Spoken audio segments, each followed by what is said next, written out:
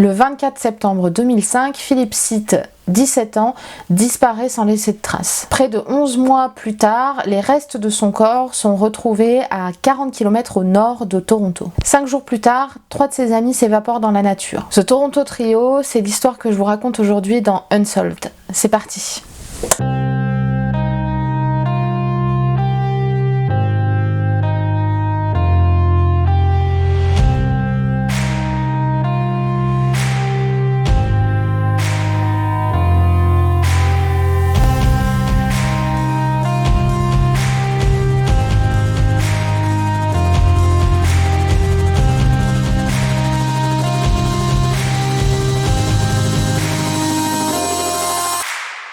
Bonjour et bienvenue sur ma chaîne YouTube, je suis très heureuse de pouvoir vous retrouver pour cette vidéo qui est un cas très particulier et qui m'a été suggéré par Jennifer, que je remercie parce que c'est un cas où il y a très peu d'informations et qui n'est pas du tout traité en fait finalement en France, dont on n'a jamais parlé. Donc voilà, je suis visiblement la première youtubeuse française à faire une vidéo sur cette histoire, donc j'espère vraiment qu'elle va vous plaire. Il y a très peu d'informations sur ce sujet là, tout est en anglais donc c'est pas facile de tout recouper.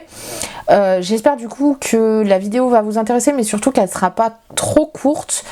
Bref, enfin en tout cas si vous êtes prêts et que vous êtes bien installés, vous avez le droit de prendre quelque chose à manger, quelque chose à boire, et on y va, c'est parti pour l'histoire du Toronto Trio. Pour vous replacer un peu le contexte, on est en 2005 et on va dire que l'été et la rentrée, donc au mois de septembre 2005, Yves O et son ami Philip Sitt, qui ont tous les deux 17 ans, fréquentent la même école en fait. Ils sont au Harvard Collegiate Institute qui se situe dans la ville de Toronto. Et puis ce qu'il faut savoir aussi, c'est que Eve, elle est en couple avec Jackie Lee qui lui a 18 ans et qui vit à Scarborough, qui est une ville qui est à environ 20 km de Toronto. À cette époque, il faut savoir que Philip, Yves, Jackie et Kevin Lim, qui est un ami de Jackie, passent énormément de temps ensemble. Ils sont un groupe d'amis assez soudés, ils passent de nombreuses soirées ensemble, bref, voilà, ils sont très amis, ils passent énormément de temps tous les quatre. Mais voilà, le 24 septembre 2005, Philippe disparaît. En fait, il quitte la maison familiale en expliquant à sa famille qu'il va rejoindre des amis et il ne va complètement jamais rentrer. Ses parents ne vont plus jamais le revoir. Et pendant presque un an, finalement, sa disparition va rester complètement un mystère jusqu'au 9 août 2006. Et là, en fait, le propriétaire d'un champ au niveau du canton de King, en fait une propriété rurale, qui se situe donc à plus de 40 km de Scarborough, retrouve en fait des ossements et va prévenir la police. Et là, le corps va être identifié comme étant celui de Philippe et l'autopsie va conclure à un homicide, mais en fait, la manière dont Philippe a été tué n'a jamais été communiqué par la police. Ils n'ont jamais dit réellement ce qui avait causé sa mort. Et dans la soirée du 14 août 2006, donc 5 jours après la découverte du corps de Philippe, Yves, Jackie et Kevin vont disparaître. Il y a la meilleure amie d'Yves qui va raconter qu'elle l'a eu au téléphone dans la journée, que Yves leur expliquait qu'elle était chez Jackie. D'après sa meilleure amie, elle paraissait totalement normale. Elles auraient du coup discuté un petit moment avant de convenir en fait de se rejoindre à Eaton Center, qui est un centre commercial, pour aller faire du shopping. Sauf que au final, Yves ne va jamais se présenter au rendez-vous. Du côté de Jackie, la dernière personne à l'avoir vu, c'est sa mère. En fait, elle le voit au moment où il quitte la maison pour se rendre à son travail. Et puis par la suite, elle va raconter qu'elle l'a eu au téléphone dans l'après-midi. Et puis là encore, plus personne ensuite n'aura ni de son ni d'image de la part de Jackie. Kevin, quant à lui, il aurait quitté la maison de sa grand-mère pour aller visiblement acheter des boissons au supermarché, en l'informant en fait qu'il serait revenu dans très peu de temps et de ne pas en fait fermer la porte à clé. Au final, ce ne fut jamais le cas, il n'est jamais revenu. Du coup, les familles ont rapidement signalé leur disparition et ils vont déclarer, ou du moins pour ce qui est d'Yves et de Jackie, qu'ils sont partis avec leur téléphone portable, ce qui n'est pas le cas de Kevin visiblement. Sauf que en fait on va constater qu'il n'y a aucune activité sur leur téléphone après le moment où ils ont été déclarés disparus. Et en effet du côté de Kevin, il n'avait pas pris son portable, il n'avait d'ailleurs pas pris son portefeuille non plus, parce qu'en fait il avait emprunté de l'argent à sa grand-mère pour s'acheter ses boissons. Au cas où, si vous pensiez à un moment donné vous dire que tiens c'est bizarre, il va acheter des boissons mais il prend pas son portefeuille, c'est juste qu'il a tiré des thunes à sa grand-mère, c'est tout. Bref, du coup la police va pas relever non plus de, on va dire, de mouvement sur leur compte bancaire à tous les trois, rien ne se passe depuis le moment où ils ont été déclarés disparus, c'est plus de son, plus d'images, rien du tout.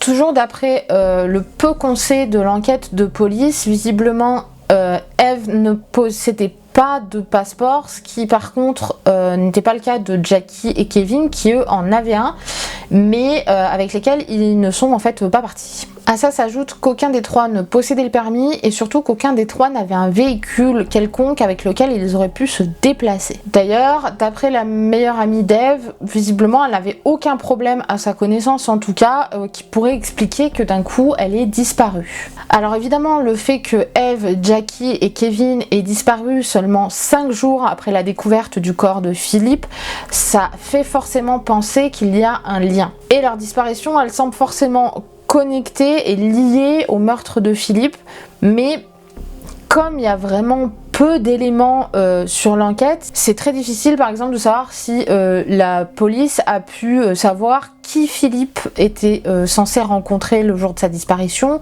Est-ce que c'était justement Eve, Jackie et Kevin qu'il était censé aller voir ou pas du tout? On n'en sait absolument rien. L'enquête, on a vraiment très peu d'éléments, et forcément ce peu d'éléments ça laisse un petit peu la porte ouverte à pas mal de spéculations et sur la mort de Philippe et sur la disparition de ses amis. Et je vais pas vraiment parler des rumeurs qu'on peut trouver qui en soi finalement ont pas vraiment grand intérêt parce que ça reste des rumeurs, je vais juste essayer de m'en tenir aux faits. Maintenant si ces rumeurs là vous intéressent, comme d'habitude on va dire que Reddit est votre ami, donc vous trouverez des sujets, en tout cas sur Reddit là-dessus. Alors quel type d'hypothèse par contre on peut essayer d'évoquer pour expliquer ces cas irrésolus, que ce soit le meurtre de Philippe ou la disparition du trio? Pour moi on va dire il y en a deux. La première ce serait que Yves, Jackie et Kevin étaient au courant du meurtre de Philippe. Soit parce qu'ils en étaient l'auteur, soit parce qu'ils avaient vu quelque chose, ou en tout cas ils savaient, et du moins ils savaient où est-ce qu'il était enterré, et puis je sais pas, peut-être que ils ont pu entendre des rumeurs sur le fait qu'un corps avait été retrouvé à cet endroit-là, parce qu'en fait pour vous expliquer, en réalité il a été divulgué au public le décès de Philippe, le fait d'avoir retrouvé son corps le 25 août 2006, donc du coup ça fait 11 jours en fait après la disparition du trio, donc ils pouvaient pas être au courant qu'on avait bien retrouvé le corps de Philippe parce que ça n'était pas sorti du tout. Maintenant s'ils étaient au courant que le corps était présent à cet endroit là et qu'un corps avait été retrouvé pile à l'endroit où ils savaient que Philippe était enterré, potentiellement ils ont pu peut-être prendre peur et s'enfuir tout simplement. Sachant que les trois avaient des attaches en Chine, à Hong Kong, on aurait pu se dire qu'ils auraient pu partir là-bas et être cachés là-bas. Sauf que du coup ça paraît peu probable étant donné que tous les trois n'avaient pas forcément de passeport, ou s'ils en avaient un, ils ne l'ont pas pris. Du coup ça me semble un peu tiré par les cheveux. La seconde théorie, ce serait que Eve, Jackie et Kevin auraient été menacés comme Philippe par exemple aurait pu l'être, et que du coup ils auraient pu prendre peur et se cacher simplement en restant au Canada, de peur en fait juste d'avoir de subir le même sort finalement que Philippe. Alors c'est sûr, vous allez me dire que c'est probable que la personne qui a tué Philippe ait aussi kidnappé, fait disparaître, tué, je ne sais pas, les trois adolescents. Le souci, même si c'est une probabilité, c'est que ça me semble quand même un peu compliqué parce que ça nécessiterait d'enlever les trois dans l'après-midi en plein jour, au même moment, enfin ça me semble un peu tiré par les cheveux et un peu compliqué, à moins d'avoir une équipe de Golgoth qui sont hyper discrets et qui foncent et qui s'enlèvent en 10 secondes chrono. Je vois difficilement comment c'est possible, ce qui fait que voilà, personnellement en tout cas je retiens pas cette théorie. Néanmoins, vraiment ce qui m'impressionne dans cette affaire là, c'est le fait de vraiment trouver très peu d'informations sur le sujet, alors que pourtant c'est quand même c'est fou, on va dire. C'est exactement d'ailleurs ce que m'a dit Jennifer. Elle m'a dit c'est fou cette histoire, et c'est vrai. Parce que on se rend compte que ces 3 adolescents là, ils figurent même pas dans le fichier des personnes disparues. J'ai à peine pu trouver une description de l'apparence physique, excepté chez Eve. Alors pour Kevin et Jackie, rien du tout. On ne sait pas au moment de la disparition ce qu'ils portaient, ni la taille, ni la coupe de cheveux, rien. On ne sait absolument rien.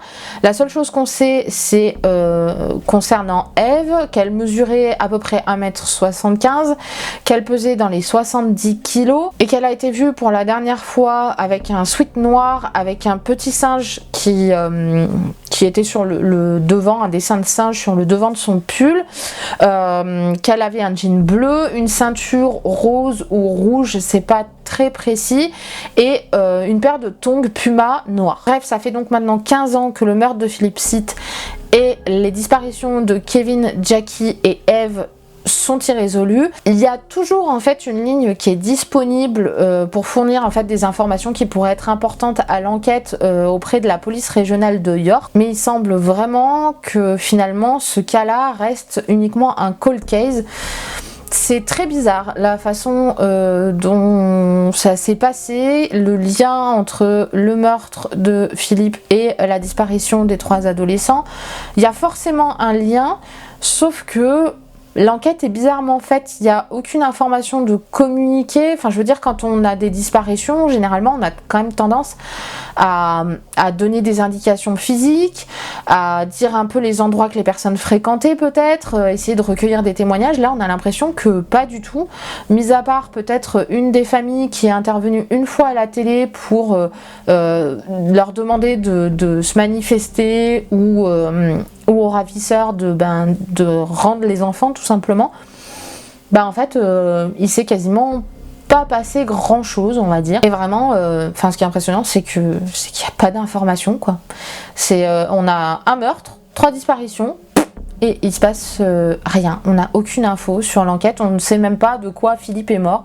Est-ce qu'il a été frappé, est-ce qu'il a été égorgé, est-ce qu'il a été étranglé, on ne sait pas. Voilà, on sait juste que c'est un homicide et puis c'est tout. Bref, en tout cas, voilà, pour moi, je trouve que c'est vraiment une enquête. Je pense qu'il y a un problème. Je sais pas du tout comment on peut avoir un cas de meurtre et des disparitions sans en parler plus, sans en donner plus en termes d'informations. Bref, ça me paraît assez incohérent. Néanmoins, j'attends de voir un petit peu vos réactions. Vous savez que je lis tous vos commentaires et j'essaye d'y répondre la plupart du temps. Et je suis curieuse en fait de savoir, parce que bon, je vous ai évoqué moi mes théories, mais c'est peut-être pas forcément les vôtres et vous en avez peut-être d'autres. Donc n'hésitez pas à me les laisser dans les commentaires. Je serais hyper contente de pouvoir échanger avec vous. Et puis en attendant, moi évidemment je vous dis à très bientôt, j'espère le plus tôt possible. Si cette vidéo en tout cas vous a plu, je vous invite comme d'habitude à me laisser un petit pouce bleu, ça m'aide beaucoup, ça aide beaucoup la chaîne. À aussi vous abonner et activer la cloche des notifications comme d'habitude pour ne pas louper les futures vidéos. Je voudrais aussi énormément remercier les dernières personnes qui se sont abonnées. On a dépassé les 600 abonnés et pour moi, honnêtement, c'était improbable. Quand j'ai lancé la chaîne au mois d'août, je pensais pas du tout qu'il y aurait autant de gens qui pourraient suivre mes vidéos. Donc je suis super contente et je vous remercie très fort. Voilà, j'espère vous retrouver très vite pour d'autres histoires.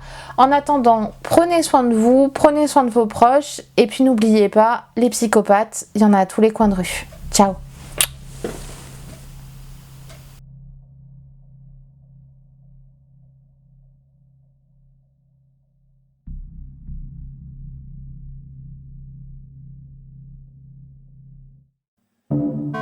I had a funny call the other day. He said,